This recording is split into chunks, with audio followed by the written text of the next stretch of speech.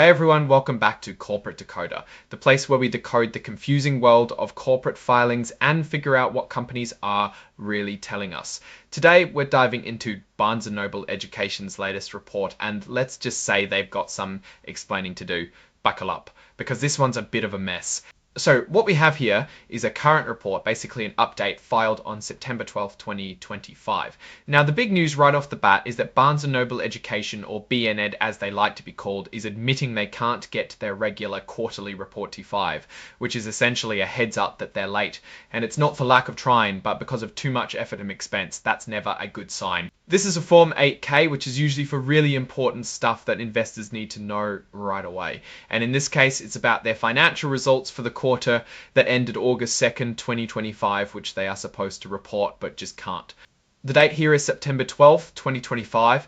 This report is all about their financial condition and results of operations. The company we're talking about is Barnes & Noble Education Inc., the folks who run the bookstores on college campuses.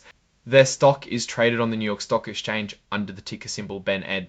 Now, the main reason they've filed this report and the reason they can't file their usual quarterly report is a big ongoing mess related to how they've been recording their digital sales.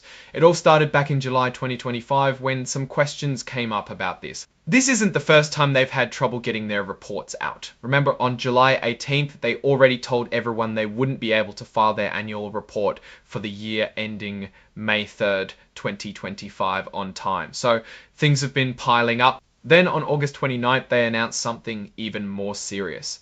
Their board of directors, after looking into things, decided that a bunch of their past financial statements, going all the way back to 2024, simply cannot be relied upon anymore. This means any earnings reports, press releases, or investor presentations from those times might be wrong. This is a huge red flag. This statement covers their third quarter and 9 months of fiscal 2025, their second quarter and 6 months of fiscal 2024, their first quarter of fiscal 2024, and even their third quarter and 9 months of fiscal 2024. Basically, quite a bit of their recent financial history is now in question.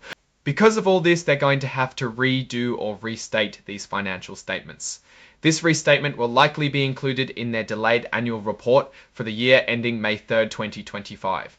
But even then, the exact scope of this restatement, meaning exactly how many numbers need to be fixed and by how much, still depends on what their internal investigation uncovers and what their auditors say. On top of the big digital sales investigation, they're also looking at other potential accounting issues that might need correcting, even if they aren't directly tied to the main investigation. This suggests there might be more problems than they initially thought. Now, let's talk about some numbers they're giving us, even if they're preliminary. For the first quarter of fiscal year 2026, which just ended, they expect their total sales to go up. They're estimating an increase of $25 million, which is a 9.5% jump, bringing total sales to about $288.6 million. That sounds good, right?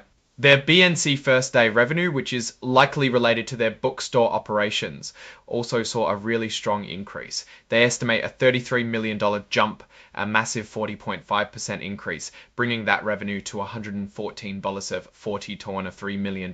Again, on the surface, these numbers look pretty positive. They also provided an update on their debt. They expect their total net debt, which is what they owe minus what cash they have, to be $162.7 million from the previous year.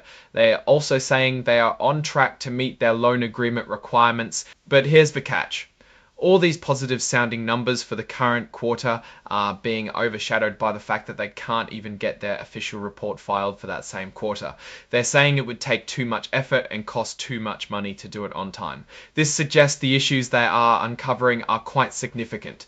They are working hard on fixing those past financial statements, and they plan to file the overdue quarterly report for August 2nd, 2025, at the same time or just after they file their big annual report that includes the restatements. Now, like most corporate reports, this one includes a cautionary note regarding forward-looking statements. This is basically where they tell you that anything they say about the future might not actually happen. They're warning us not to put too much faith in their predictions. They are explicitly telling us to be careful about believing what they say about future plans and results. And they're making it clear that whatever they're saying about the future is just what they know today. The report is signed on September 12th, 2025, and it's signed by Jason Snagowski, their Chief Financial Officer, Tor. So what's the real story here? Barnes & Noble Education is in a bit of a pickle. They're dealing with serious accounting issues that have made them question a lot of their past financial reporting.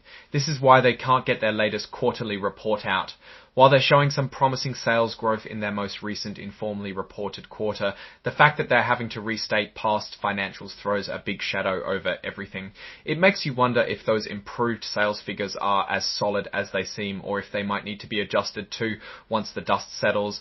You fear if you can't get their latest quarterly report out. While they're showing some promising sales growth in their most recent informally reported quarter, the fact that they're having to restate past financials throws a big shadow over everything. It makes you wonder if those improved sales figures are as solid as they seem, or if they might need to be adjusted too once the dust settles. For BNED, the major risks here are the ongoing investigations and the potential for more bad news to come out.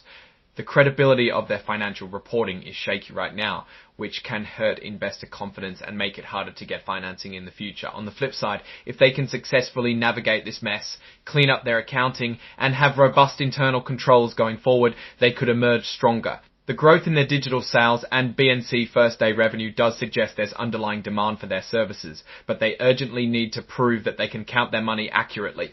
What's my take? BNED is facing what looks like a pretty significant accounting problem. The widespread nature of the rest statements, covering multiple quarters and years, points to systemic issues rather than a simple one-off mistake. While the recent sales growth figures are encouraging, they're currently overshadowed by doubt about the accuracy of their past financial reporting. Investors should be extremely cautious and wait for the full audited, restated financials to get a clear picture of the company's true financial health. The fact that they can't file their current report on time only adds to these concerns, suggesting the problems are deep and complex. It's a challenging time for the company, and their focus needs to be on restoring trust through transparency and accurate reporting. Alright, that's our breakdown of Barnes & Noble Education's latest filing. What's your take on these numbers and what they signal for the company's future? Do you think they'll be able to sort out these accounting issues? Drop your thoughts in the comments. If this analysis was valuable, hitting that like button really helps, and subscribe for more deep dives into corporate reporting. Don't forget to check out the Discord channel in the description for more discussion. Thanks for watching. See you next time.